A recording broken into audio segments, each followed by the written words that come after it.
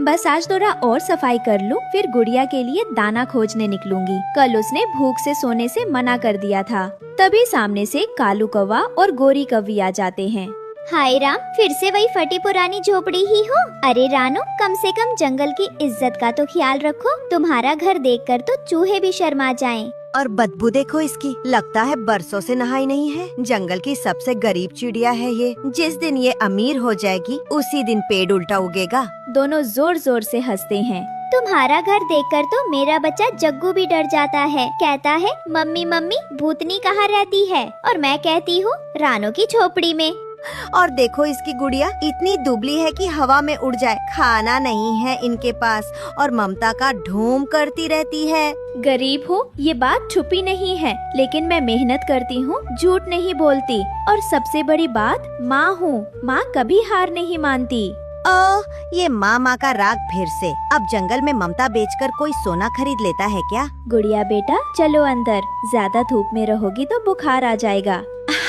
चलो गोरी, यहाँ खड़े खड़े कहीं गरीबी न लग जाए हमें। दोनों हंसते हुए उड़ जाते हैं। रानो थोड़ी देर चुप खड़ी रहती है, फिर आसमान की तरफ देखती है। हे ऊपर वाले, तू देख रहा है ना सब। तू जानता है कि मैं अपनी गुड़िया के लिए सब कुछ सह रही हूँ। एक दिन ऐसा आएगा जब मेरी मेहनत का फल मिलेगा। मेरी गुड़िया को कोई कमी नहीं होगी।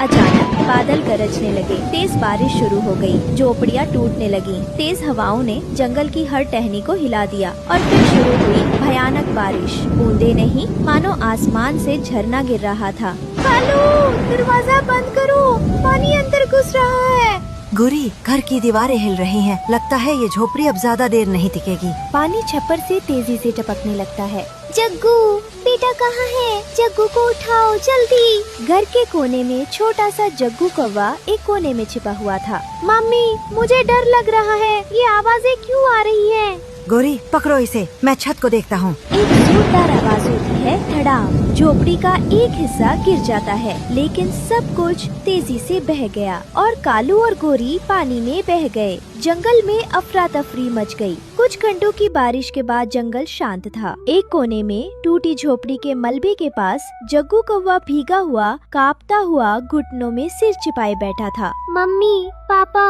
कहाँ चले गए आप? तभी पास के पेड़ पर एक तोते का घर था। जब वो नीचे देखता है तो कहता है, ये तो कालू कौवे का बेटा है। इसके दुष्ट माँ बाप नजर नहीं आ रहे हैं। कोई है, कोई मुझे घर ले जाए, मैं अकेला हूँ। तोता नीचे उतरता है और जग्गू के पास जाता है। कल तक तो जंगल का बादशाह बनता था, आज देखो क्या हाल हो गया है इसका।